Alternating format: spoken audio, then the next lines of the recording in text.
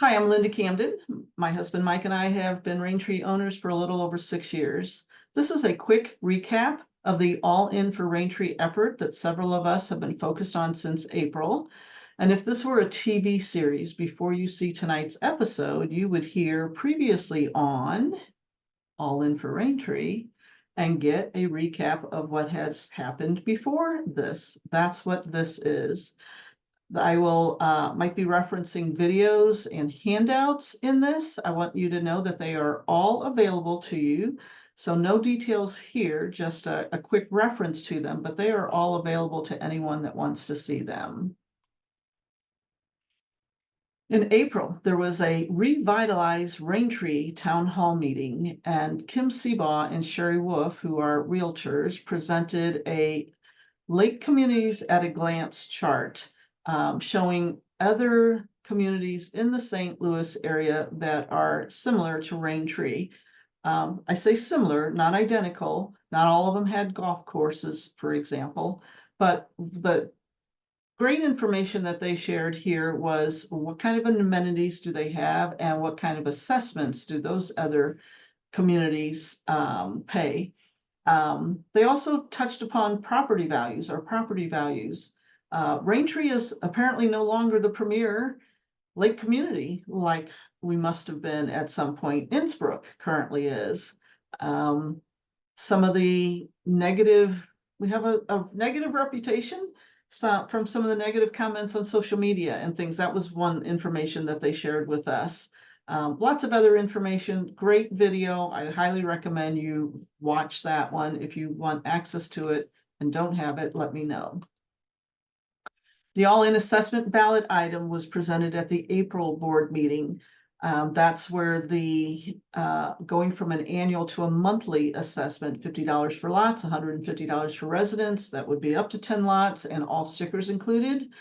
That was presented there. I then afterwards asked the president, Dave Wooldridge, can I create a project team that we can then get the information, understand it, digest it. We asked tough questions. We offered feedback and suggestions. And this was all in an effort so that we can understand it, then we can communicate it better to other owners. So there are 11 of us on the project team. You see all the smiling faces there. We've met 5 different times in May and June, and also have a group text going. So we've been really focused on this. We then had an all-in for Raintree town hall meetings. That's where some of our project team meetings were discussing what can we show in a town hall meeting. We offered 2 different dates, a weeknight and a weekend. Between the two, approximately 120 owners attended, which was awesome. We had a questionnaire that people got when they came in, asked them to start completing it. These are just an example of some of the questions on that questionnaire. Again, you can have access to this if you would like. Do you believe that we need more money in Raintree? Yes or no, to maintain it? How long do you plan to live here? Would you recommend Raintree to a friend? If not, why not? And if the election were today for this ballot item, are you all in? Would you vote yes? And if not, what additional information might you need? Then in these town halls, there were various presentations that were made. We had some budget information. We had presentation on the roads, on the lakes, on security, and property values as well. The theme was past, present, and future, and the intention was awareness of the past and the monies that we have had. So just very quickly, not going over all of this, but we took the profit and loss statements from 2003, 2012, and 2023, kind of like 10 years each. So a 20-year look back at all of this. We talked about the income, some of the top expenses, noted that there was no change in assessments for 13 years. So the most important message from this is we weren't gaining a lot of new income. And by the way, this number here is what was billed, not necessarily what was received. And our expenses didn't decline. They continue to stay steady or increase. And how much money was being spent on roads, lakes, and security, you can tell pretty quickly that we were getting into debt with maintaining the infrastructure of Raintree. Then we jump to the present. And the big message here is over the 5 years that we're currently in this 5% a year increase in plus COLA, that 5 years getting that increase indeed if we got it, because again, not everybody pays their assessment, we would only be bringing in $157,694, $158,000 almost. Not a lot of money over a 5-year period, especially when you look at what it costs to fix roads. So we showed the planned road repairs in 2024, $74,000 to do these 4 separate areas on the roads, plus some road work on our dams, came up to $74,000. That's almost half of that $157,000 that we would bring in for a 5-year period. So we had future. So if we brought in the $50 per lot and the $150 per home, what would our future projection look like? So we shared that information as well. But I'm here to tell you that that no longer applies, because what you'll hear here in a minute is the new tiered assessment plan. In our town hall meetings, the community came forward, they spoke up, they asked questions, they shared their thoughts, their ideas, their concerns. A lot of good input came in from these town hall meetings. So that was wonderful that we had that much participation. We were very pleased with that. And then the information shared was heard by the board, along with the information gleaned from the questionnaires. We also created an all-in for Raintree discussion group for Raintree owners only. It's on Facebook. So if you're not in that group and you're a Facebook user, I invite you to ask to join. Thank you, and stay tuned for the next presentation. Hello, Raintree owners. I'm John Willett, the treasurer for the POA board. Today, I want to go through with you what we covered in much more detail on June 5th and June 17th in the board meetings around the all-in assessment ballot item. This is going to be a summary level of this. So here's what we heard through feedback when we released this ballot item concept for feedback through town hall meetings in April and May. So we heard from owners that $150 assessment across all residents was too high, and that ballot item with that in it was unlikely to pass. We also heard owners that have 1 or 2 lots or a house with an additional lot for a total of 2 lots felt that an assessment at the same level for owners that had 3, 4, 5, 6, 7, 8 lots was not okay with them. And owners that have 1 to 2 lots or a house with an additional lot, total of 2 lots, they represent into the 90 percentile of all Raintree ownership. We also heard that our payroll, which currently runs approximately $300,000 a year, including taxes and workers' compensation, was way too high.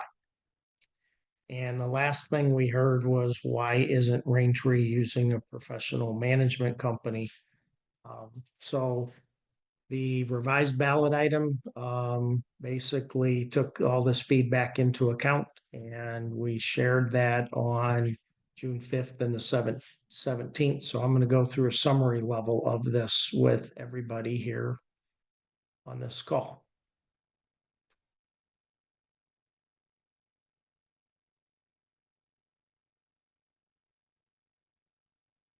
So the assessment ballot item breaks down into lots, residences, Raintree Forest, and the condos. So if you have up to 2 total lots without a resident, it is $50 per month. And this item represents 1,379 of the 2,241 billable owners within this new assessment model. If you have 3 total lots without a residence, it's $125 a month. More than 3 total lots without a residence is $150 a month. Residents that are up to a home with 2 total lots are $100 a month. And you can see this is the next biggest category of owners within Raintree at 688 owners. Residents with up to 3 total lots, it's 125 per month. If you have a residence with more than 3 total lots, it's 150 per month. Raintree Forest lots up to 2 total lots without a residence are $100 a month. Raintree Forest residents up to 2 total lots is $150 a month. And the condos are by contract 50% of a lot without a residence price, and that's paid annually. This assessment model moves us from an annual assessment to a monthly assessment, and the monthly assessment will begin July 1st of 2025. So a few items that are an excerpt from this ballot item. The definition of a lot within Raintree is based upon how Raintree Plantation was recognized in the original development plot maps. The assessment covers all lots owned by the owner under a common name on the deeds and up to 8 lots. If you go past 8 total lots, then you'll pay an additional assessment for lots over 8. If you own multiple residents within Raintree in a common deed name, they're still going to be billed per residence. Lots that are not commonly named on the deeds represent a separate vote and thus a separate assessment. The all-in assessment change will cover and address road replacement and maintenance, bio dredging for all 4 lakes, improved security. There'll be no charges for stickers. While the documentation will still need to be submitted each year, there will be no charge for the stickers.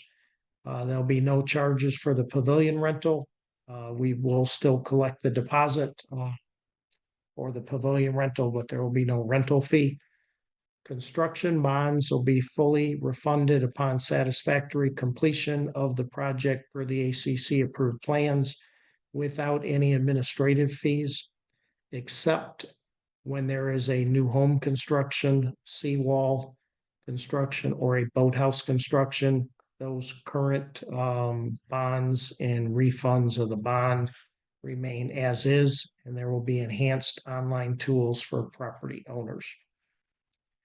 The new revenue will be spent per the 5-year financial plan, which I will show you a summary of in a minute. Assuming that adequate assessment payments are collected. If there's a case where adequate assessments aren't funded for the 5-year plan, the minimum spend that the board is required to through this ballot item for lakes is 5%, security 6%, roads 21%. With roads being the single largest expense item, as a result, that's going to be the catch-all category for any fluctuation in price increase, uncollected revenues, or collection costs. The board must, through this ballot item, spend the funds in accordance with the 5-year plan. The POA board does not have the authority to fund these 3 main items for this assessment at any less than the minimum in any given year.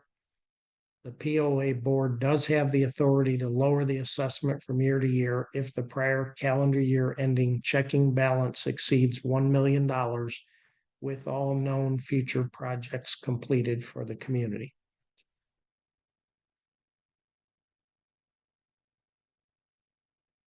Okay, next, we are going to go through the financial summary for this assessment item.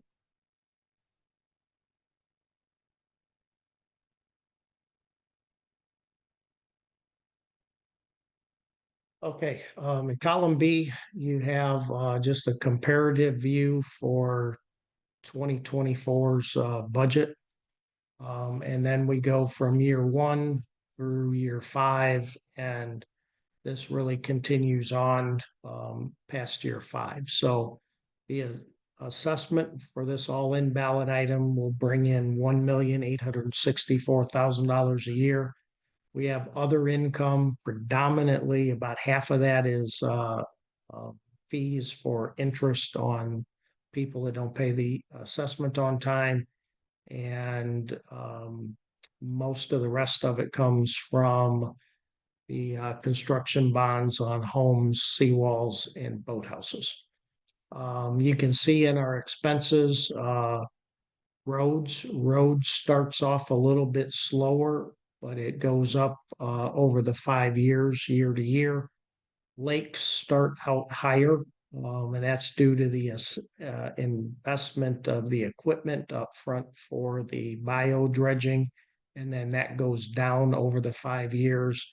And security goes up in year two, and then it levels out after year two. The board did choose and vote on June 17th to engage with a property management company. So the cost of the management company with one employee in the office is $68,800. We're still, based upon the bylaws, have to fund the ICF fund, which is the Infrastructure Crisis Fund. That's at 5% of collected assessments per year. We also fund at 2% of collected assessments a dredging fund, because there will probably be some physical dredging that's needed in some of the coves. From a maintenance perspective, we have a professional services company that will handle the mowing and the snow removal. The snow removal is based on 3 events a year. That could go up or down based upon how Mother Nature treats us. And then we have other expenses, things like insurance, utilities, things like that represent the difference. So the total expense in the new model is $1,925,000 a year, and that does not spend $90,000, which is basically held in reserve to cover price index changes, any collection cost, uncollected assessment revenue. And this plan did build in about $230,000 of savings from using the professional services companies. So here is at the bottom of the screen a breakdown of our maintenance expenses, payroll, and their just run rate expenses, and what the new cost will be and what the savings from that will be. So that is a high level summary of the financials with the new assessment model. For those of you that are detail oriented, we also have, this will be put on the All In for Raintree Facebook page, as well as there will be a new something called similar to Election Central for on our POA Facebook page. So this file shows all of the detail expense items for this assessment.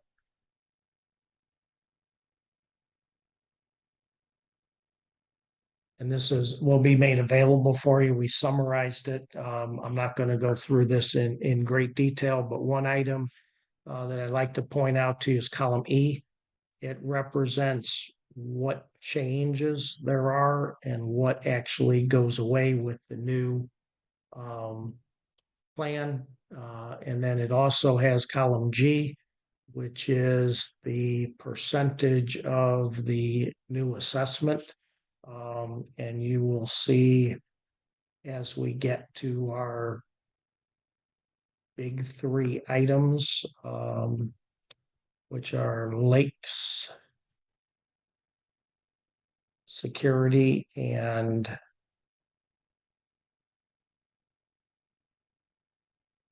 roads,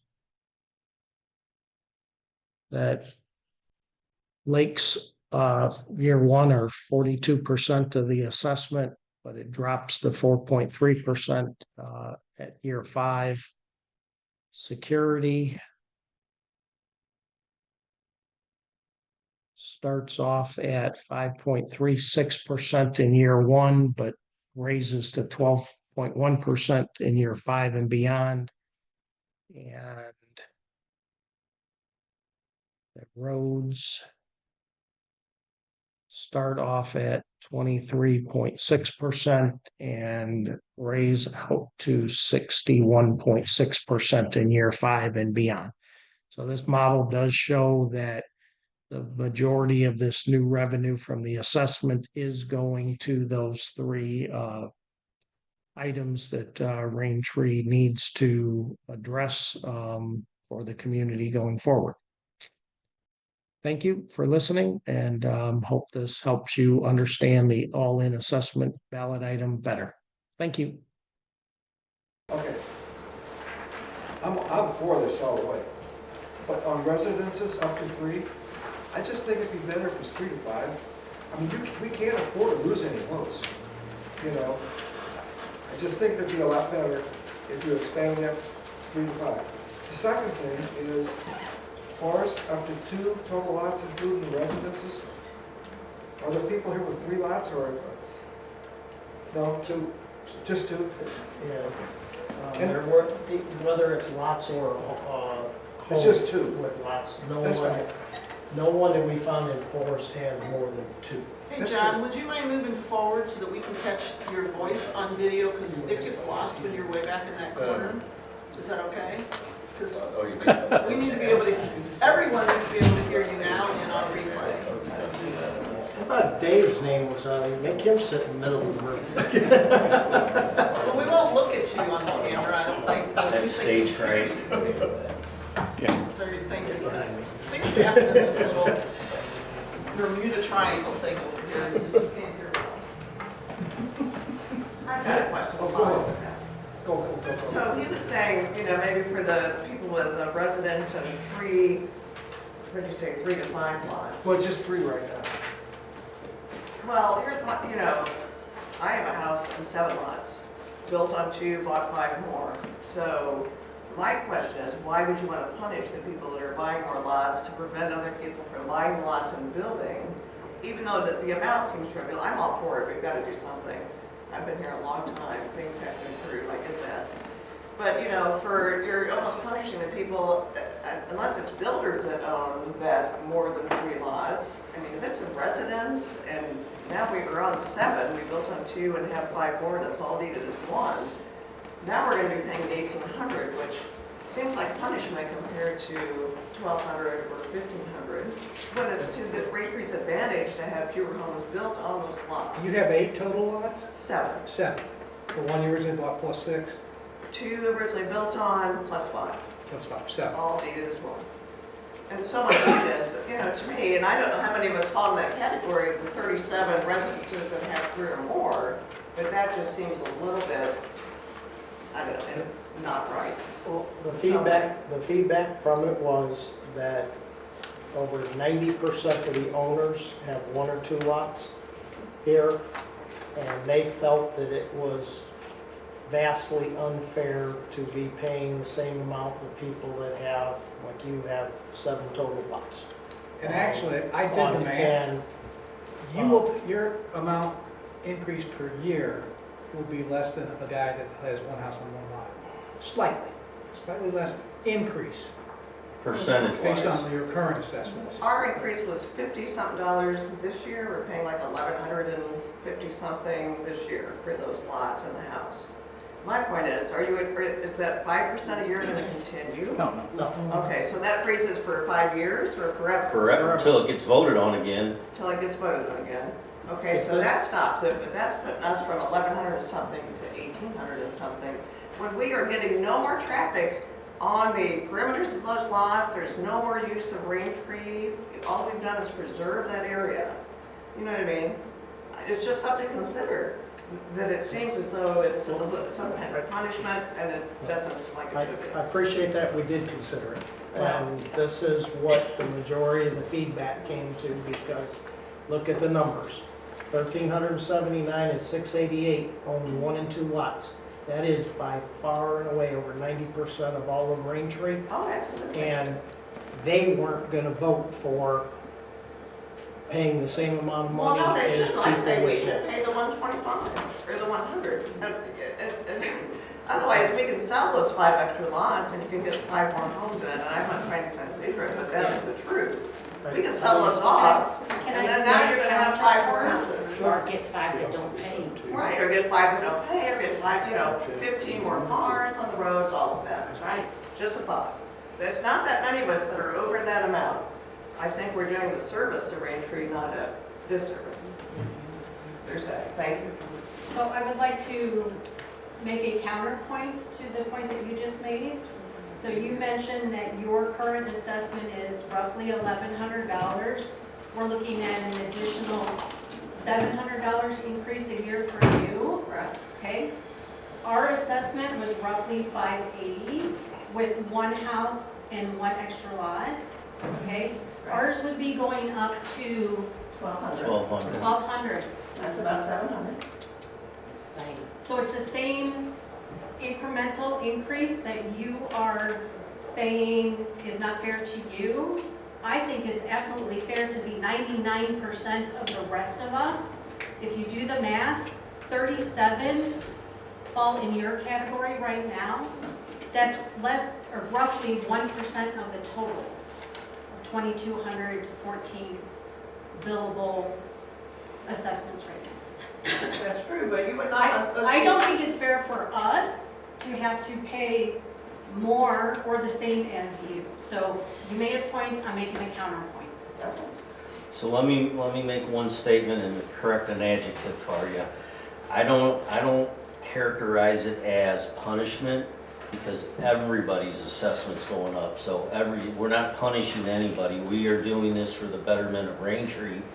I own 1 house on 1 lot and mine drastically went up. So it's a situation where we took the budget, what we needed to get to where we were in about a 10 to 12 year plan, and we had to draw the line somewhere. Is it unfortunate for some that there was a gentleman that spoke that, he bought a bunch of these lots and now he's got to pay for them because of the way this new model is? We did the best we could. We started out at 50 and 150 and that just got beat to death right away. And we took that into consideration, looked where we could find some savings and came up, we used to have 28 different billing types, which was just absolutely insane. So we got it down to 5 and the condos is always gonna be what it is. So it's technically 4 billing codes now, which will make it easy for anybody to operate from. And we just had to draw the line. We went from 2 to 3, like you were saying, Joe, 3 to 4, 4 to 5. Was it 10 lots? Was it 8 lots? And there's nobody in here that owns more than 8 lots. So we just kind of broke it down and drew a line in the sand of where we felt like what would be the most fairest and the most economical for the budget. And that, unfortunately, some look at it like it's a little unfair to me, but just about everybody is going to be in about the same ballpark. Somebody that went from a $200 lot to, what is it, $600 a year? I mean, you got 1 lot and it's $400 more or 300 plus. So the percentage is pretty close across the board, but we just had to draw the line somewhere. But I respect your question. No, I get that. I do. I think you guys did a really, really equitable job.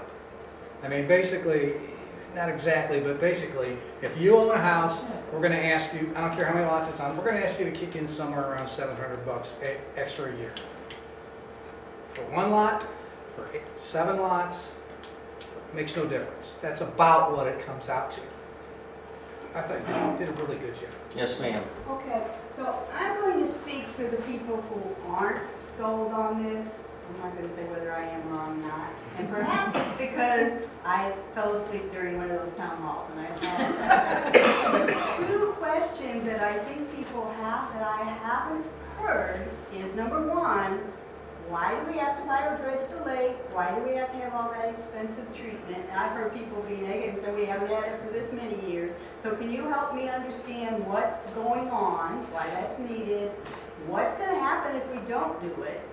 And same for the roads, I can see the roads, so that's a little bit easier question, but we have not paid nearly $1 million a year for roads that I know of. So can you help me understand why we need to repay the way? And may I interrupt you? Sure. You submitted those questions. Sort of. I don't Yeah. know if I really got into the why part. Yeah, we're gonna get there. I just wanna make sure that any questions about these Okay. numbers right now, Oh, okay. since we're on it, can get addressed, and Okay. then, like, if we're good, then we'll go to the next step. Greg, do you have about this presentation about the budget? Not about the budget, but to respond to her. Okay, then we'll hold that. Yeah, well, One more thing about the budget, when you're talking about the management companies and all of that, it sounds like, does that mean we don't have any Raintree employees anymore? That there's gonna be a service that comes in and does all of the maintenance, plus the billing? I mean, I know now we're sending, the fees out to a company. So part of the savings, or the majority of the savings, is coming in with the management company with professional services. The maintenance of it was not part of the scope at the time we started investigating this, because we had Tom and we had 3 employees. Well, we had to cut back on 1 employee because we couldn't afford 3 employees due to the raises and increases and the cost of living and everything. Tom has recently mentioned he's going to retire in September. He also brought to our attention that one of his maintenance guys has some fatigue issues and can only work 3 days a week. So he's down to basically 1 full-time guy and another part-time guy and himself. Come September, you're down to 1.5 people, and either we can eat the cost of what it takes for the maintenance company, hire another Tom, which I'm going to be honest with you right now, Tom does this for a song and a dance. You're not going to find somebody off of the street, no different than anybody else that is in this subdivision that provides services, whether it be the networking, whether it be the maintenance of the video, watching it, the volunteers and whatnot. So we get what they do right now for a song and a dance from Tom. He is a supervisor, he is a very good supervisor, but with his retirement, we either have to go to a maintenance company, which we quoted 3 companies outsourcing it. The management company also can do that, but that was not part of the scope, so we just went directly to 3 different maintenance companies, and this was the best price we got. Now, I will tell you that the one company was from 1L, which is in here everywhere, Yeah. and we thought that was a good scenario. He matched the price, he was actually higher, but he matched the price if he could get the contract, and we thought it was a great scenario because he's already in here doing, I don't know, I think I heard he about 100 homes or better. So, I think that's one of the benefits that you get from hiring vendors from within Raintree, because they look at it as a whole, and this is my livelihood, this is where I live. I'm gonna cut them a little break to make the subdivision better, and hopefully they can afford that kind of stuff. So that was where the maintenance comes in. We haven't made a decision on that. It could go to a regular maintenance, we could hire it out like we have Tom, or we could go and use the management company to give us a recommendation. I'm not, Question, as far as the budgeting numbers, looks like we have almost $800,000 going to the lakes in the first year. yes. Our security only has $100,000 going towards it, and it basically doubles the next year. So I guess is the emphasis going to be not on security, more on the lakes with the budgeted numbers? I mean, I feel there's a need for more security. Not necessarily, but to answer your question honestly is yes. But the reason for the lakes is because it is the bio dredging that was needed to be done. We did a survey and a study and whatnot, and it came back, and Greg and Kent can elaborate on that more. But the situation with the security and the bio dredging was a 5-year plan. At the end of 5 years, it's basically paid off except for the maintenance. So we were trying to tackle the smaller things that are the little, if this makes sense, the smaller of the larger budgets. So the maintenance is going to be ongoing forever. There's a couple things that we can do in maintenance that actually could reflect that cost there, but the main thing is getting a physical security guard in here, or security guards. Now, we've heard both ways. We've heard people say, I loved it when the security guards were here and everything was great. He was at the maintenance shed and made sure they got in, and he took care of the golf course people as well. And then I hear people saying, we don't need a security guard.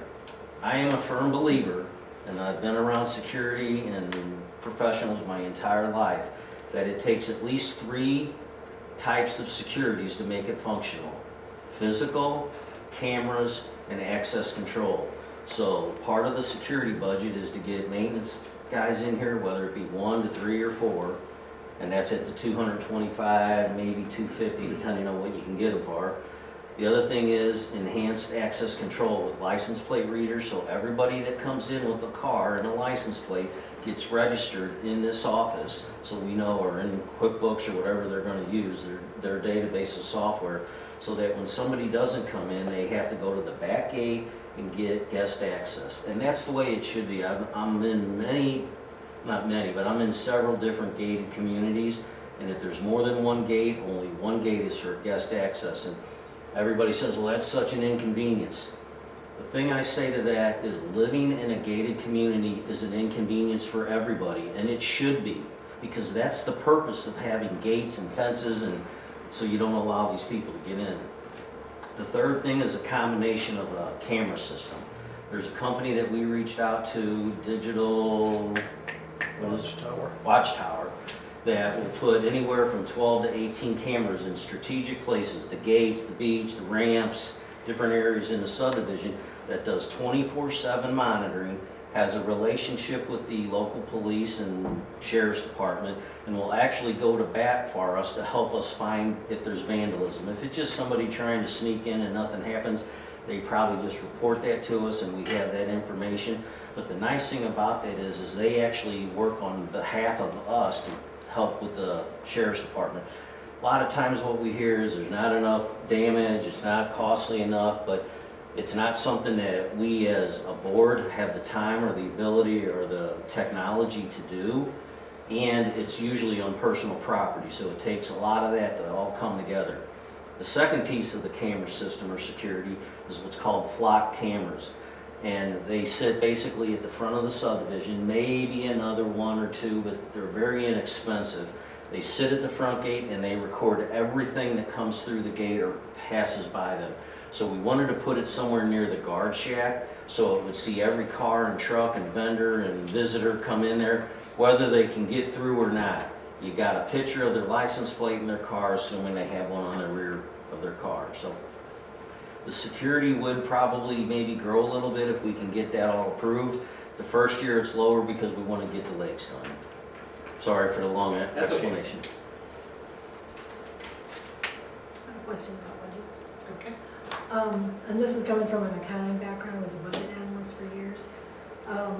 Is there, since this is such a big increase in funding, revenue and expenses, is there any kind of a budget versus actual analysis of an accounting periodically? Do you guys Every do month. that now?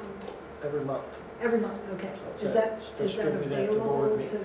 to the Yep. I residents? think there's It's the not last one's posted out there. with the P&Ls? Yes. We're It's- working on getting it put out on the website. So Okay. right now you just have that, but the budget versus the actuals against it, the reports at the board meeting each month, and I think there's some in the hanging Okay. baskets on the wall. So and as we're we as working to residents put can it- just take a look and see how we're tracking? Yep. As far as those budgets go, and if there's explanations if there's like a major overage or Just anything like that? not yet. The only explanation to that would be if you watch the check report every month, there's probably something in there that we wrote a check for, a charge that you would see in the, or in the actual. But you gotta kind of tie the two together. Or we could come to the next board meeting and ask that as Q&A. Yes. Yep. They Joe. don't give me enough time to Oh, go sorry. through it in that much detail. Let's see. I just have one more. The $100 a month, is that a lump sum, or can we do that per month? Per month. Per Okay, month. that's good. I just paid my club, I just paid here $800. Yeah. You know, my homeowners is due in July, my car insurance is, $100 a month is a, what's wrong with that? If You can't know where we afford got that, we got that idea from? Who? You. Oh, So thank you. well, I'm all in. No, honestly, we did. We took that into consideration, and the biggest thing with that is city and village right now doesn't really work like that. You can pay them, but they don't show the credit until the bill is actually due on June 1st or July 1st or whatever it is. But the companies that we've met with will do monthly billing, and you can actually go in there and look at your account. You can pay more, you can pay less. It's, you know, up to you. I guess you can't pay less, but you can pay more, but. Will Town Square have like just an auto pay feature? Yep, I was gonna say, If they'll you be, can't afford $100 a month, yeah, what are you doing? they'll be able to actually initiate the transaction each month, so you don't have to remember to do it. Okay, was that it about No, this? no, I got one here. On item 1122, ACC inspectors goes away. Who's gonna do that? What is that? Well, the Everything ACC else in here inspectors, is volunteer. the ACC inspectors are voluntary. There's only 2 of them that I've seen make the payment. And one of them is Mr. Getty, and he's on the board now, so he can't be paid. So there's only one person getting paid. It's not gonna make or break anything. What about the financial. inspectors themselves? Pardon? We're talking about all the inspectors themselves, so they're, There's you still only got the 2. volunteer inspectors, or is it? Well, all the rest of the inspectors are volunteers. Jordan? Yeah, we're all. Right, yeah. But only 2 of them take the new. It's only for a house, so that's not part Right, of for the a other house. projects. There's only 2 that we've issued a payment So to. there's Okay. a lot of other projects going on. Right, there's all, They'll still be here, it's just they're not on the payroll. Is that correct? Okay. Okay, that's it for this particular thing, right? Because we did receive questions in, so if you're in the room, thank you for doing that. If you're listening to replay, thank you for submitting questions. Gave us an opportunity to organize them a little bit so that we kind of stay in the same vein, you know, instead of bouncing around. And Mike's got those, and we chose a particular question to start with, right? To kind of cover that topic. Tell me when you want me to hand this handout. but you're not going in order? They're in an order. Can I answer her question about biodredging real quick? Can you wait till it comes up? Okay, sure. Because it's gonna come up. All right, maybe I don't need to. Yeah, it'll come up, and then, yes, you're on, so thank you for doing that. Do you want this out now? I Is can't that recall an area how you this have works. expertise in? No. Yes, That's not You just how know it's that. done. how to choose, how to elect. So let me see if I can do this smarter Research. and set some this way and some two this way.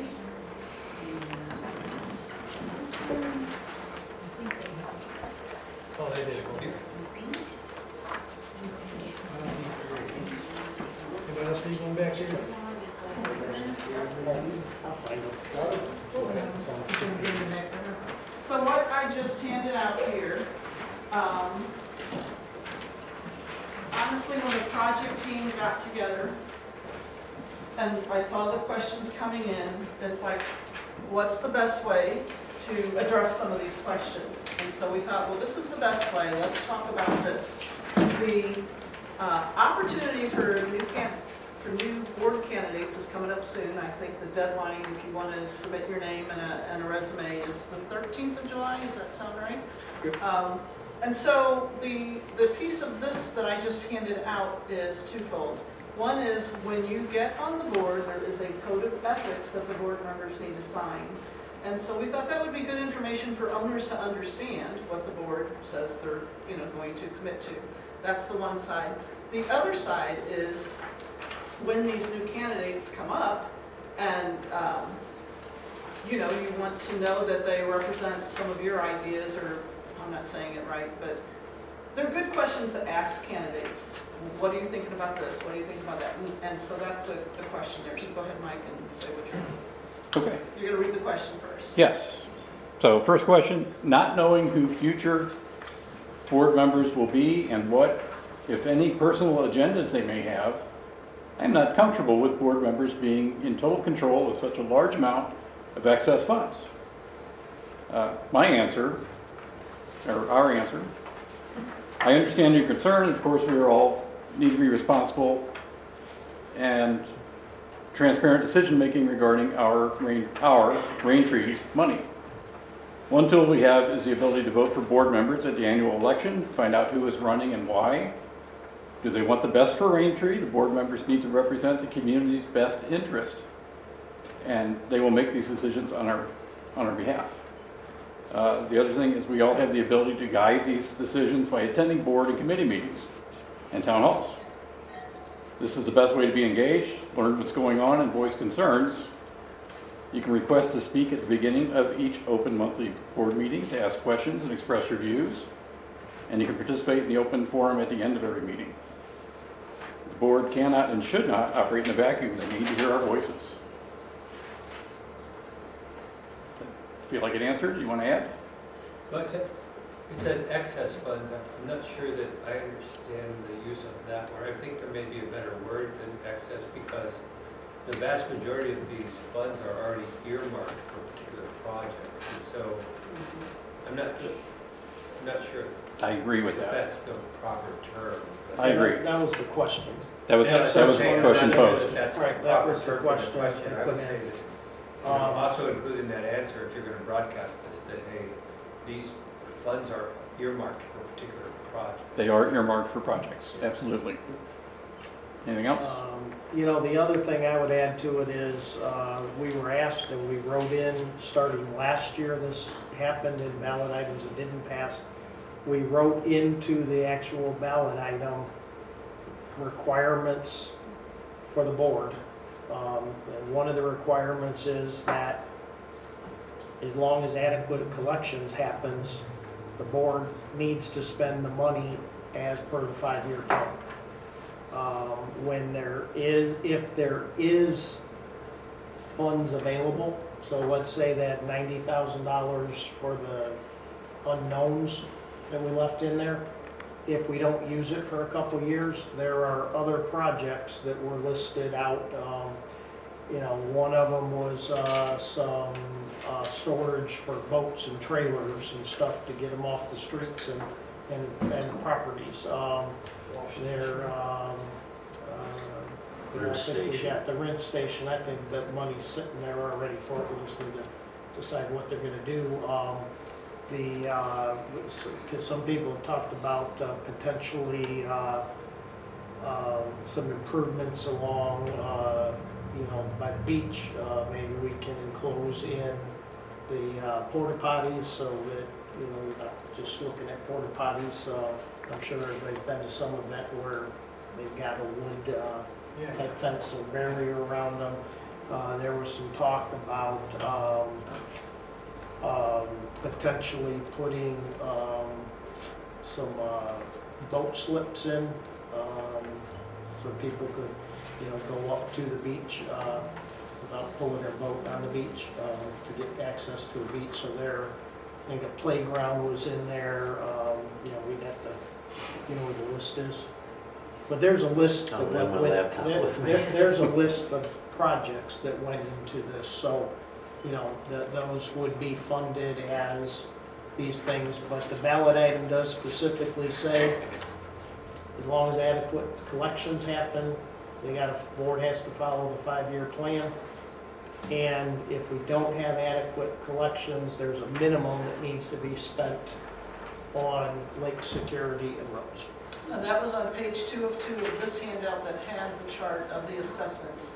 And again, that will be written into the ballot that everyone will be voting on in September. So it's clear, because that was one of the feedback, is, you know, where is this money going to be spent? How do we know in the future it's going to be for these things that you're telling us about? And this is how they were able to write it in. Just an add-on to what he said about extra stuff, playgrounds and whatever, I have to believe, as an owner here, that when those topics come up, it's time to start talking about that. There will be town halls. There will be opportunity to voice. There will be, you know, it's not just going to happen and you wake up all of a sudden and this happens. There will be communication about it and an opportunity, I believe, for the owners to voice their thoughts and suggestions and whatever. Right? So we're staying on track with the submitted questions that are similar so that you're going to go with the next one. Right. Next question. Excluding general maintenance and repairs, is there a dollar amount limit on what the board can authorize without a community vote? Concern is that the board has authority to spend funds on special projects or purchases not in the best interest of the majority of the residents or without majority vote. Another concern is that in order to keep from considering a decrease in assessments for a following fiscal year, the board can just spend any excess funds. This happens all the time in government. So the answer to that is no, there is not a spend limit. We do have a spending policy that the board adheres to, so if your budget is approved, the director of that area can spend that money, so sand on the beach. But we also have a $2,500 limit, so anything that's over $2,500 has to still go through a board vote, whether it was allocated or not. And is it 5 or 10,000? So we need 3 bids. I think it's 10. At $5,000 or $10,000, I don't have the right number in front of me, we have to get 3 and solicit 3 bids. And that still has to go to a board vote. So if you remember a couple months ago, we had to put the paying the insurance premiums in front of the board vote. It was $42,000. So even though it was allocated, budgeted, it still has to go through that. I would suggest this: if owners feel that there needs to be something else around spending that makes sense, I encourage you to put a ballot item in. That's how it'll start being discussed, to put a change in. I think you have to be careful that we also don't handcuff the board. Bills still need to get paid, decisions still need to be made, and if there's too much of a handcuff, if something, wiped out our office, you don't have the bandwidth and ability to go do a community vote. The community vote also is costly. It'll probably cost us $4,000 to $5,000, maybe more, to run another election, other than the one that we do each year. From that, so we did put spending guidelines in place, written into the ballot item, which becomes a covenant, which means the board is bound to follow that plan. Obviously nobody can predict the future. There will be things that come up, but any deviations of that need to be discussed from that aspect. I'm really not aware of what people talk about, special projects and, best interest. It's like, you vote for the board of directors to make the decisions for the community. Just like you vote for your government officials to hopefully make the best decisions for our lives, on that front. And, we pretty much laid it out. It's all in public. There's nothing being flipped or hidden here. From that, I think being involved in the board meetings, asking your questions of the board, we may not always agree, but that doesn't mean that it wasn't the best interest or what the people put in the board seats to make those decisions thought was the best interest for the community. Sometimes things work, sometimes they don't, and you have to, it's how do you react to them. But I think, this really, if somebody can think of some different verbiage, for how these funds need to be spent, we tried to put it in the ballot item. So, that particular piece, we could still tweak the verbiage, but again, it's got to follow the 5-year spend plan. Only exception to that will be if the uncollected revenue doesn't support that plan, and then you have minimums on there. So if the board comes up and says, hey, at the end of the year, we're gonna go do this, you'll see it in a board meeting, from that aspect. So there should not be any, unless it's something critical that we don't know today that happens a year from now, there shouldn't be any end of year blow out the excess spent. Okay. I got some ballot questions. Hoping for a responsible, justified assessment to be passed, so that we can achieve our goals. I feel the board should word the ballot item carefully and with fiscal responsibility in mind. I think we just covered the answer to that. Yep. With the tiered assessments for 2 or more properties, do the properties have to be consolidated through the county? No, they have to be in a common deed name, and there is a limit, so 8. If somebody out here owns 2 or more houses, those are individual assessments, whether they're common deed name or not. It's just lots that go in under the common deed name, with the main one residence could be included in that.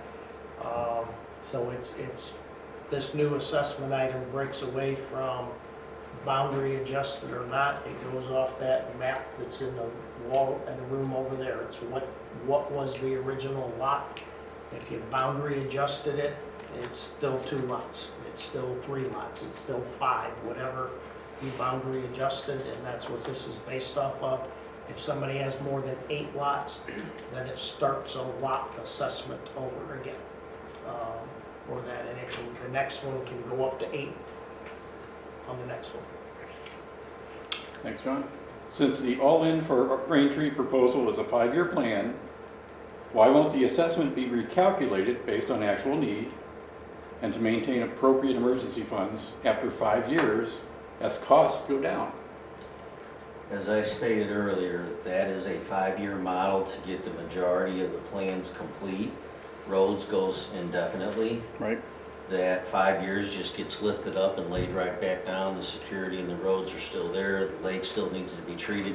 It's just the big projects like clean flow and the initial security install and whatnot. But the security guards, the access control, all of that needs maintenance and whatnot. So the 5-year plan was just because clean flow was a 5-year plan, and that we felt like we could get that out of the way, and then going forward, you just keep laying that down and truly, to get all 41 miles of roads, which some people say you don't need to do, but the quote we got was from a reputable asphalt company that says you gotta grind it up, dig it up, whatever, 7 inches of compacted material and 3 to 4 inches of tamped asphalt, and we haven't been doing that. So that's one of the things, I think, one of the questions that says we don't waste the money foolishly. That's one of the things we did, was got a expert to come in and tell us what we're doing wrong with the asphalt. On the document you have it stapled together, at the bottom of the last page of it, how we came up with the roads funding was,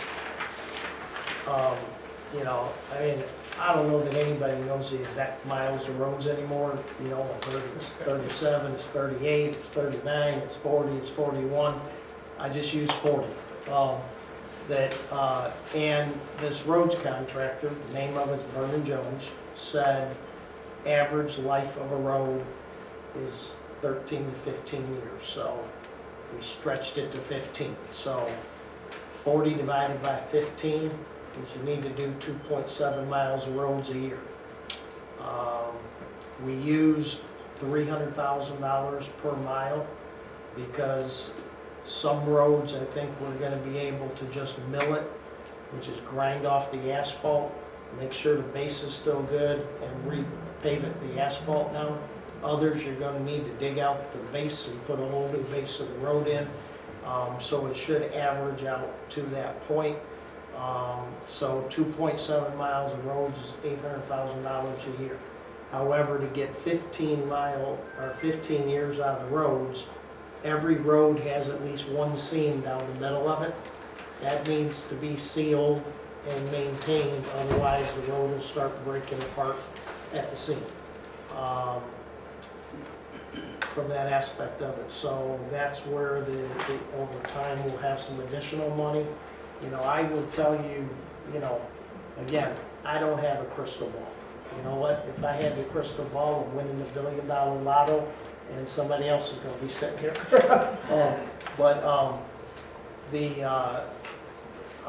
I think, where we really stand a chance to make ground is with a higher assessment, are we better able to enforce collections of the assessments owed us.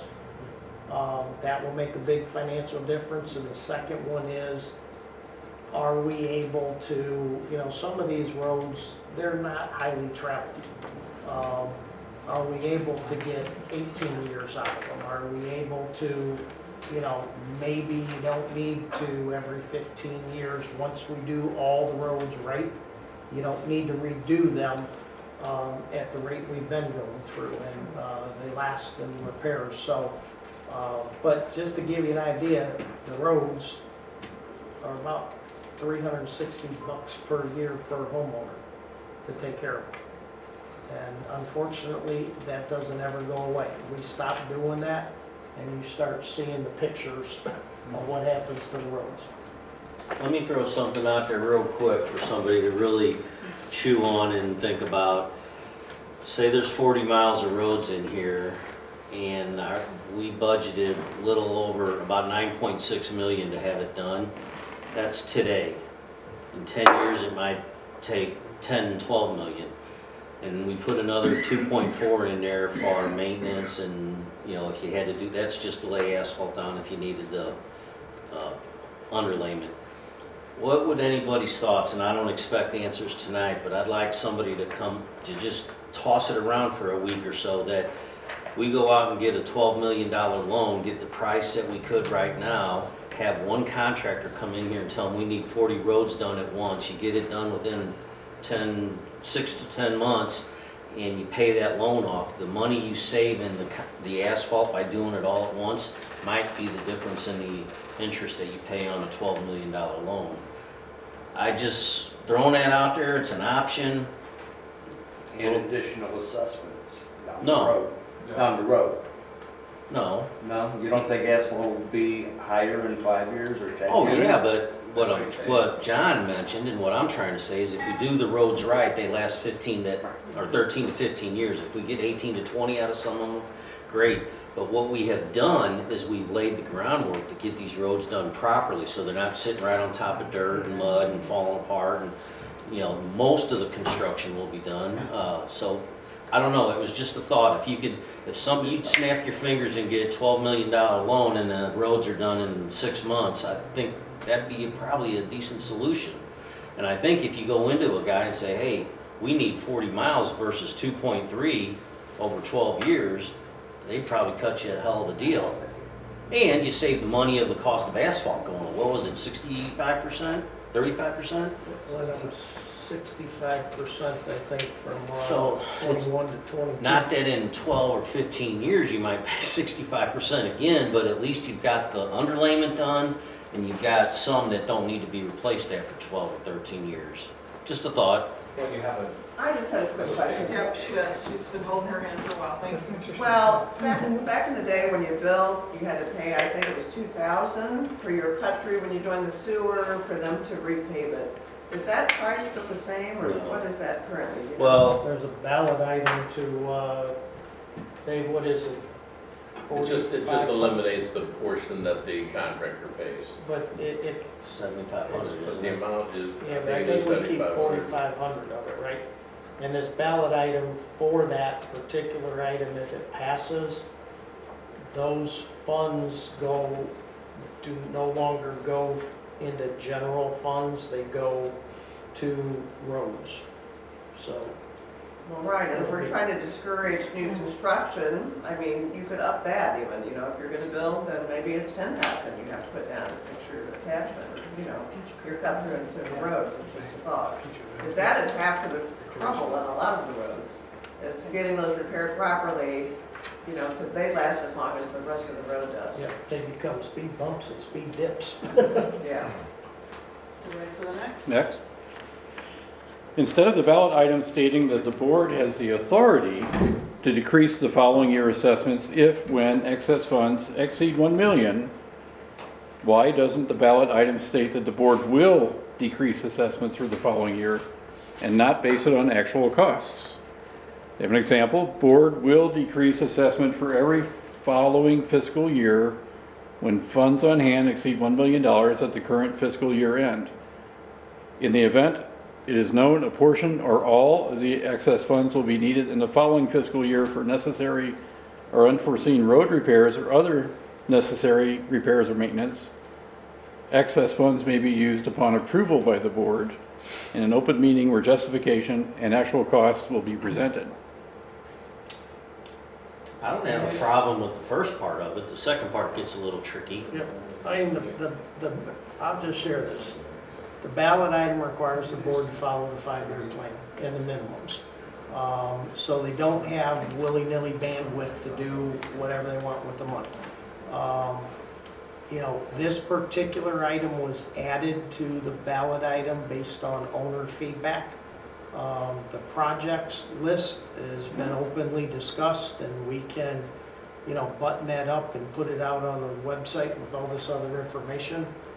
So everybody should know that, hey, you know, when we see the excess funds, here are the things that we're gonna, that money should be going to.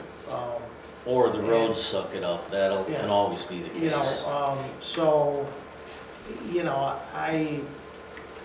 I'm not trying to make this statement as a downer here, but, you know, if you look at the 5-year plan, in 5 years, where do you see that we have excess money? I mean, as Kent said, it's pretty much everything spent from that. So, you know, at least in 5 years' time, I don't really see that, you know, we're gonna have $1 million sitting in the bank account at the end of the year. But really what it was for was that it did not have to go to a member vote to decrease the assessment for a given year if we saw that we had excess funds. Because if we don't put this in here, the board can't change the assessment, even if you don't need the money, without a vote. And that's gonna delay getting it done probably by a year. I would also avoid, well, I agree that it's the right thing to do to earmark dollars and make them follow the 5-year plan, to write things in there that the board will reduce the assessments. I wouldn't, that's handcuffing them, because then you say, okay, you have to do this, and there may be new projects come up that we don't even anticipate yet that are going to require it. So writing things in there that you must, or you will not, really handcuffs a governing board, regardless of who it is. Or the I mean, you just think of what I can think of off the top of my head. A formal parking lot across Vista from the beach. Expand the beach down past the rock area, the off storage parking, the boat slip thing, playground. Chocolate chip cookies at every board meeting. That wasn't on the list. You know, I mean, those things are not small ticket items to do, and, you know, they're not even accounted for in any of this. So, you know, I don't really see us, you know, anytime in the near future having this as an item that we're gonna really come to fruition. But again, the purpose of it was that we did not have to do a vote to lower the assessment if we had the funds. Because again, if you don't put it in there, the board can't change the assessment because it's in the covenants. It has to be voted on by the owners. So we could be sitting here, and it's a way to stop what some people feared, that we may accumulate too much money over the course of time. So it gives a control point that it can't, you know, it can't grow out of control. And the board has the ability to lower, not raise, lower it without a vote. Just on a show of hands in here, who would rather see will lower it or can lower it? Who would prefer will lower it? Oh, will? No, can. I'm a can guy. Just curious. Good. Okay, I got a couple of budgeting questions. Since my assessments are doubling with the proposed increase, I am estimating that the POA budget is increasing about $950,000. Will this increase be spent on road, security, and lake improvements? If not, what else will the increase be spent on? I think we've covered that. Yeah, I mean, couple of the bigger things that are not part of the biggest things are the parking lot for RVs, boats, trailers, whatever, construction vehicles. I think that would be big to get all that stuff off of our roads and driveways and whatnot, yards. The wrench station, that's gonna happen, whether this happens or not. We've already budgeted for that money and collected that money, or Right. getting close to it, so it's gonna happen. It's just a matter of how and when and who. But there's other things that are out there that, are gonna implement that, but to answer the first part of the question, we beat that to death. It's gonna happen regardless. Next question, why does lake treatment get at least $700,000 in year one and roads only get approximately $400,000? Why are any reductions in budget automatically taken from the road budget? The biggest reason is the startup cost of the bio dredging. You have to buy the equipment to put it in, and it's in the way bio dredging works is it eats the organic matter up through microbes and enzymes, and you need more of them at the start, and that's what really drops it down to the ongoing maintenance year 5 and on is $80,000. And today we're spending $62,000 a year to chemically treat the lakes, which do nothing but continue that bad cycle that we're in, as well as it does nothing to address the dredging. At the end of year 5, switching to roads, 62% of the assessment's going to be spent on the roads. It by far and away is the largest budget item that we have, and it's really the only budget item that is capable of being a catch-all if something unexpected happens on it, because really there's no other area that has enough money to make a difference in it. And some of the things, like as an example, the next highest one would probably be security as time goes on. Well, if you have security guards, the only way you're gonna reduce the security spend is you gotta let the security guards go. So that's when I say the other areas don't really have the flexibility to do that. I mean, we could temporarily shift, whatever money is necessarily from roads for 1 year to cover that, and it really wouldn't impact us long haul, unless it's something that becomes repetitive, and then we have to address it as that comes up. I think I did it. Will we be open to other questions when you're done here? How many more do you have? 4. First, an easy one. At Since 9 there, o'clock, it's a beer per question. I'm sorry. you gotta go. Thanks for coming. You have none on Saturday or Sunday?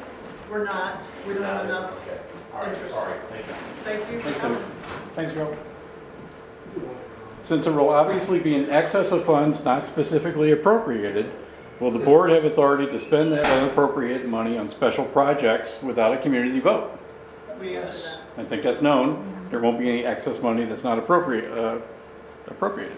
The thing to answer that though is yes, we can, or yes, the board can, but there's gonna be town halls like this to get input. So if we say we're gonna spend $200,000 on a badminton court and we do a town hall and they say hell no, then we're probably not gonna spend $200,000 on a badminton court. Right.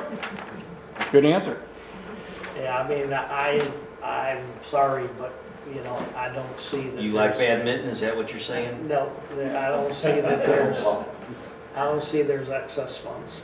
At least not in the near term, and, I think that, as Linda mentioned earlier, owners really have to pay attention to who they're voting for, what's their background, their skill set.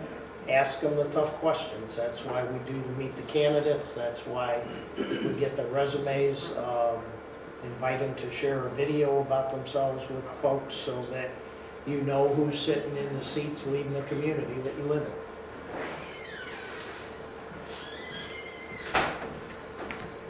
Good? Yeah, John was talking, the camera's on me. Oh, it's on both of you. Oh, You can have her. Okay, long question. In the corporate world that I worked in, for 5-year plans were a bit fuzzy for details, but details for expenses, income, benefits, goals, and problems being addressed were detailed out once a year. Instead of asking for an assessment increase till the end of time, I think it is more palatable to ask for a 1 or 2 year assessment increase. In addition to the 5-year plan, lay out a detailed 1 to 2 year plan explaining what expenses will be incurred, that the increase will pay for, what the expenses are for, and the planned goals, benefits, problem reduction of each expense. For example, $700,000 plus being spent on lakes in year 1. What benefits, goals, problem reductions will result from this expenditure? Example, reduce algae by 95% in Spring Lake, completely repair the spillway in Summer Lake, etc. What benefits will be obtained from the $400,000 spent in the first year on roads? Example, 500 yards of badly damaged concrete on column repaired, new underlayment on asphalt road, XXX or YYY, or so many miles of underlayment and asphalt repair. What security improvements will take place the first year and what are the expenses for these improvements? At the end of the first or second year before annual voting, a detailed report on what planned goals, benefits, problem reductions were achieved and not achieved would be produced, as well as a recap of planned expenses versus actual expenses during the year or 2 years. This report would help voters decide whether to continue the assessment increase of the $700,000 for lake repairs and $400,000 for road repairs. How much is from the assessment increase and how much is from current assessments? let me answer one part real quick. Clean flow is a 5-year plan. If you do it in 2 years and have to go back and get money, you gotta spend 1.5 million in 2 years. So that doesn't work well. They also front load it because they got equipment involved and whatnot. And we know what it's like to go back to get assessment increases. Yes, we do. You know, Mike, I kind of broke this down a little bit. You know, unfortunately, what the question or what the statement is, it wasn't submitted as a ballot item. So the board solicited the ballot items, we reviewed the ballot items till tears ran down our faces, and it wasn't submitted. And in fact, there wasn't a ballot item for an assessment submitted by any owner. Every one of the ballot items that were submitted for an assessment came from somebody sitting in a board seat. Dave submitted one, Denny submitted one, I submitted one on behalf of the April Townhall meeting. This is the one the board chose to go with. I think it was unanimous even. So, you know, all I can really say is if that's the type of thing people want, you have to submit the ballot items. You know, they're not going to crop up out of thin air, and you know, it's too late in the game right now to switch gears on this. You know, we have deadlines that have to be met for getting this thing all buttoned up, final legal review, get it out to the homeowners based on the bylaws in enough time ahead of the election. On that, the other thing is, you know, go back in time. I think we're 3 years into the 5%. Yes. So in the last 16 years, there have been 2 assessment increases passed and 1 special assessment on it. Some of the reason we're talking about this at the level we are today is because of that. That, you know, go back 16 years ago, what were the price points versus today? You know, I mean, it's not even close. So, if we went with a 1 year, 2 year, you would not be able to do clean flow because it wouldn't give us the money over the course of the 5 years. You wouldn't make a dent in the roads. And we've all lived here with not making a dent in the roads. In fact, this year, we tried to because it's been roads, and we haven't done much with security, lake. We tried to address those this year. So, you know, from that, I think we talked about already, why is the 800,000 year one in lakes? It's the upfront cost of the equipment for the bio dredging on it. What benefits, problems, reductions, you know, will happen. You know, I'm not going to go through that with everybody's time. There's Lakes and Beaches presentations. There's a meeting recording of Clean Flow was here. It goes all through what the issues with the lake are, what will happen to the lakes if it continues, and it's already happening. I mean, when we got the analysis back, there's no oxygen in any of these lakes below like 15 feet. So the bottoms of the lakes are all dead. There's no life in it. You know, the sunlight gets down into the muck and it makes all the weeds and other junk grow. So, you know, if we don't do something with the lakes, you're gonna have dead, unusable lakes here. And what is it? Summer Lake is the littlest one. Yes. You know, parts of that lake are down to 3 feet deep.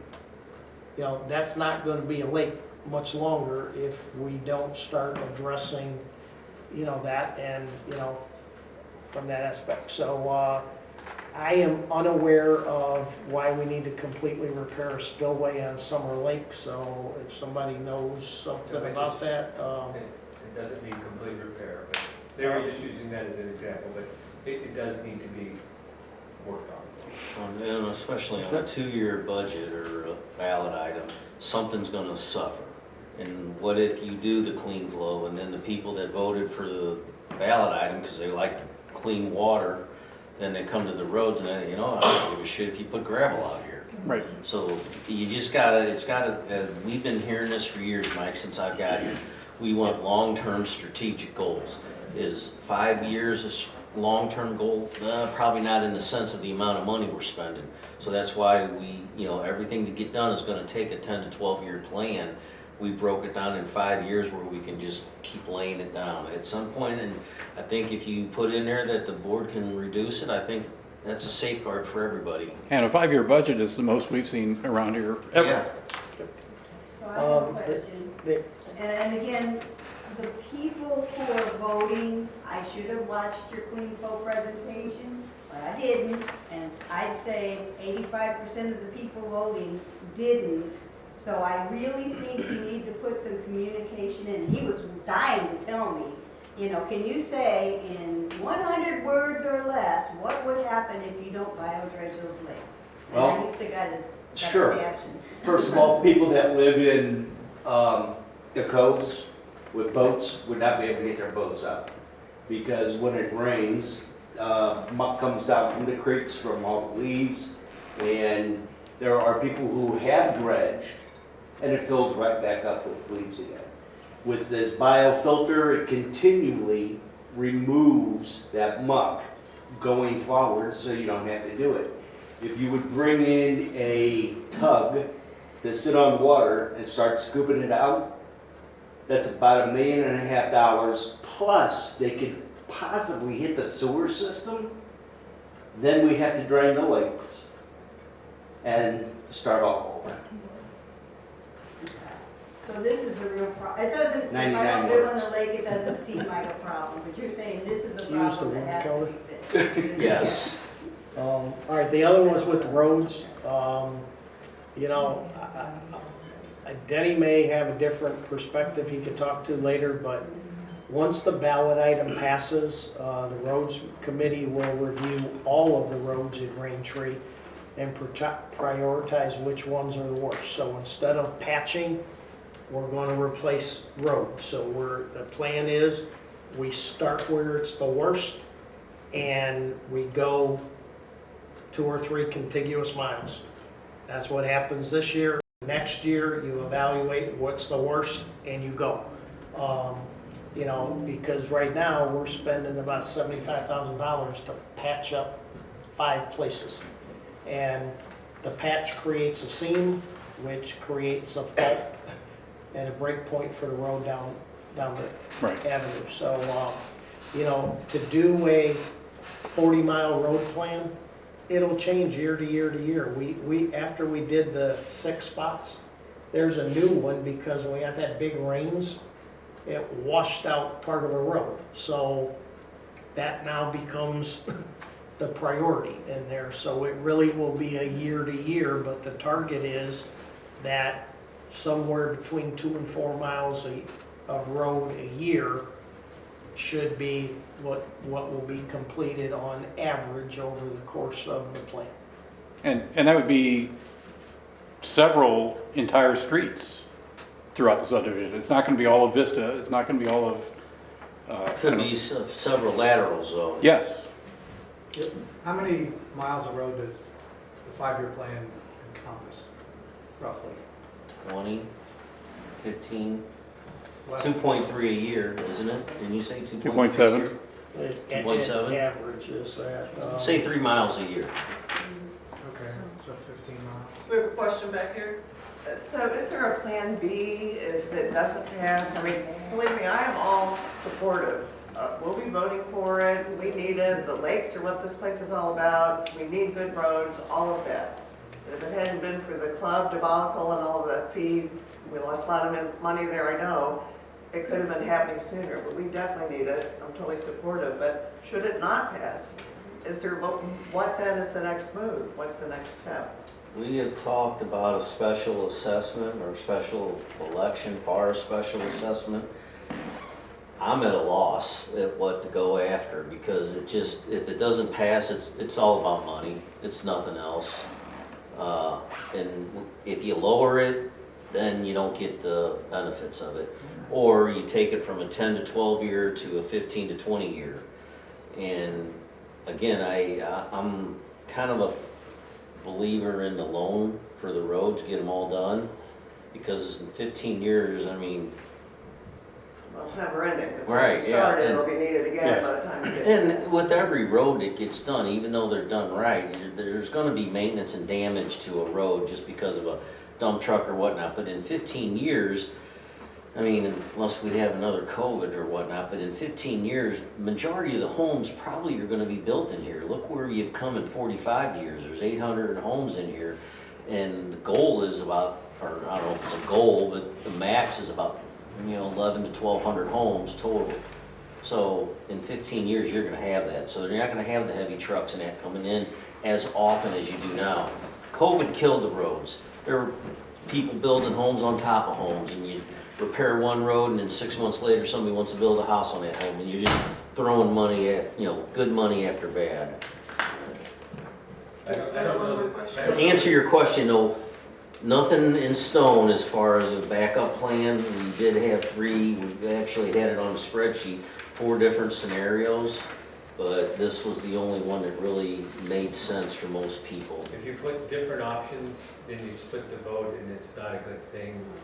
I think we just have to get the message out that this is an insurance plan for your home and your value. And if the lakes go away, if the golf course goes away, if the roads become gravel, the value of your home is declined so much. John did a great job of talking about numbers. Would you rather spend $1,800 a year or lose $30,000 on the value of your home when you go to sell it? And there isn't a plan B because, quite honestly, we don't have enough money right now to repair the number of roads that need repaired every year. And there's no way that the board would be a good steward of your money to dive into a lake restoration project if it wasn't completely funded. I don't know, I agree with that, but I did not understand the lakes, and to be honest, you look like you thoroughly believe it, so I believe you. But I still don't you know, the average cynical person here in Raintree is gonna, you know, Well, maybe a better communication. I mean, these are great if you take the time to come, but not everybody does. Right. But people will flock to vote, and then the ones that flock to vote that don't really know what's going on are not gonna vote yes. But I'm if you going want to to interrupt for just a minute, Sure. just because we're closing on 2 hours, and I'm not saying we have to leave. I'm just saying, I'm doing educated Nancy. Couple things. If you didn't sign the sign in, I would really appreciate you doing that. I do still have a prize drawing. We do have a thought about how to get more people informed about the things, so I'm going to speak to that in a moment. You have 2 more questions there, but because these people have been here, is there anyone that has a question that hasn't been answered yet? Then let's entertain you and we'll catch the I other said I had a 2. couple quickies. The second quickie was, with the security measures that are going in, does the knocking down the gate issue disappear? My plan does. Uh-oh. Well, and I only know this because it works at another subdivision I am a member of, but they're called spike strips. They have a stop sign with an arm, and it's, you know, the gate access would be done by an LPR or a gate card or, you know, key fob or whatever. But if there's spikes sitting in the street, how many people you think are gonna run that gate? I mean, is there a possibility of accidental? I guess, but they're at every rental car airport parking lot. They're at a lot of airport parking garages. So I think it's a proven scenario. It is about 100,000 per gate. But when I brought it up, it got shot down, but I would definitely like to go that route. That with the flock, the cameras and the security guards, this place would be foolproof. You're a wrong toll company, dude. Jim, what's your other question? Yeah, I'm gonna start one. How many miles of road you Got it. find? Are there any other questions? I think you're gonna address it, just about communicating what's all involved in this assessment. Because you see the attendance here in every meeting that I've been at, it's kind of really light attendance. Yeah. Is there any way we can put out a newsletter and mail it to everybody saying what's the problem with the lakes? This is how we're gonna fix it. What the problem is with the roads, this is our plan for the roads. Because we need to get that, this is a great thing, and we need to get that information out to. So the project team is trying to figure out how to get awareness out to more people. Unfortunately, mailing something is not a solution because of the thousands of dollars it costs. Not everybody And not goes everyone online reads. and reads everything. online. Yeah, so we believe that it's more word of mouth. It's go to your neighbors, it's, hey, have you heard of this? I don't even know about it, whatever, educate, and well, there's videos, and if they don't wanna do a video, it's to pick up the phone and call anyone, right? That says, I need more information about lakes, or I don't understand the roads, or I don't, you know, whatever it might be. Just more, I think, person-to-person communication is gonna get the person's attention, because now you are looking them in the eye. They're your friends, that's the relationship that you have. One of the things that the project team is going to do, and we need more volunteers to help, is we're willing to stand at the gates and hand out flyers, you know, and catch people that way, because we got a lot of traffic coming through the gates. So we can definitely do that. After 5 years. And Jim already volunteered to help us. Because you said, I'll do anything I can do to help you. Remember you said on the bottom of your email, I'm all in, and what can I do to help? And I replied to you, and I said, we'll take you up on that. So the project team is meeting July 10th, and we'll come up with some ideas, but then we'll truly start promoting, can we get more, what is it, boots on the ground? Boots on the ground. Thank you. Boots on the ground, you know, to help, to get this information out, get people awareness, get them to understand like you just did. I didn't understand the lakes, well now I do. No, I don't yet. Okay. What's the date of what was the date of the Queensville presentation? Is it on YouTube? February 22nd, look at Raintree POA, and then you go to YouTube and you look up Raintree POA, go to February 22nd. Is Or if everyone you here leave on your the- email address, we can Right. forward you the link. Is everyone here on the MailChimp email distribution list? Because a lot more information can come out that way at a cost-effective way, but people have to open up the email and read it, you know. Well, if you put it there, volunteers to help hand out information, that would be the best thing. I mean, you need to get I'd be helping with that. What email are you talking about? The MailChimp where you should get your Braintree roundup in email, do you get Braintree roundups? That's where we send all the lottery tickets. We just never heard it described as MailChimp. You know, I'd like to make one statement. I think, and this is based off of like maybe previous things you see on Facebook and you know, concerns that people have, and that is, where's the money going? You know, oh my God, are they wasting it? They dumping it in some hole? And I think with the bright white light on these numbers, people should have a great idea where the money's going to go, and we'll be able to track it and see that indeed these things will happen, and it's going to be over a period of time. And as I told Linda, if Jesus was on the board with the 12 apostles, people would still have a problem believing them. You know, one of the things I thought about, they've been talking about the boat parade and the golf cart parade. Maybe you get one of the people on the project team to hand flyer out there.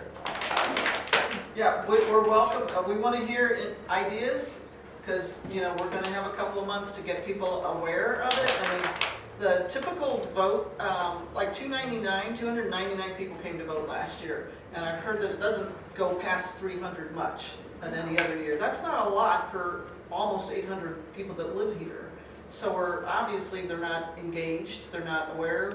I hope they care, they live here, you know, so if we can do our best to at least get more to understand, then that, I mean, it's the best we can do. I'll just say, having been here a long time, this has been the most transparent, forthcoming, proactive presentation of information. Try to explain it to people, make it clear, here's where the money's going, you know what I mean? And there's been way too many years when that was fuzzy business, and that's why people are Right, they hesitant. remember. But this is a whole new day. Yeah. Tell 5 of your neighbors. Oh, wait a minute, you own your 5 neighbors. Also another 10 or 15, I'll Good. take care But we're of them. not stopping unless you need to go, you know, totally go. But I am going to draw a name for the people at RSVP. Thank you. So thank you for doing that. So I'm going to do that. The other thing I can tell you is this basket, the bottles of water, the food that we buy, except for I'm naked, but anyway, normally the food, the prices, it was a donation from the project team and the last town hall. So if you would like to pay it forward, throw something in here for the next town hall. That needs to be the first thing in the meeting. Yeah. But anyway, I just pulled a name, and here's your prize. Let's see who it is. It is Deb And everyone else gets attendance prizes of one of these or one of these. But if there's still questions, and I know there's at least 2 more. We got 2 that are there, close together. You guys are, really appreciate the fact that you allowed us to start late, because that was a little rough. But yeah, cookies for sure. See you later. Oh, thank you. Thanks so much for all your work. Yeah. Thank you. Thank you. Let's roll. Ready. Project team, you all saw their faces. Thanks. Tell your friends. All right, Mike.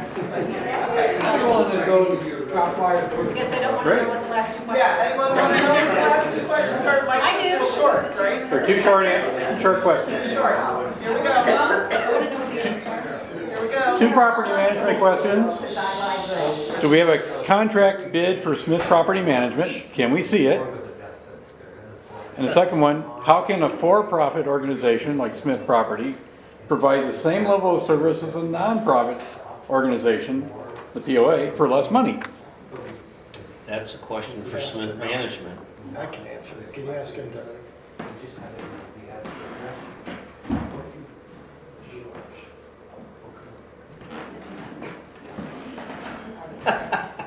All right. The first question was, do we have a contract bid for Smith Property Management? Can we see it? Yes, we have a quote for services. The cost is $2,400 monthly or $28,800 annually. This was shown at the June 5th board meeting. Now that the board has approved the usage of Smith Group, we will finalize a contract with them. The second question was, how can a for-profit organization, Smith Property Management, provide the same level of service as nonprofit for less money? You know, the answer is really simple. It is they leverage economies of scale and automation. thereby eliminating manual processes. You want me to give you a great analogy? I could hire a payroll person for $70,000 to $80,000 a year, or spend $350 a month for ADP. And that's with basically any vendor. Right. I I don't hire a guy to come and take my trash out every day and take it to the dump. I hire a service. They do it as redundant services for me, you, John, everybody sitting here. So they spread that cost of what they gotta make as a company across the entire platform. Very good. Does that look good? I think that's everything we have. Thank you very much, gentlemen. Thanks, everyone.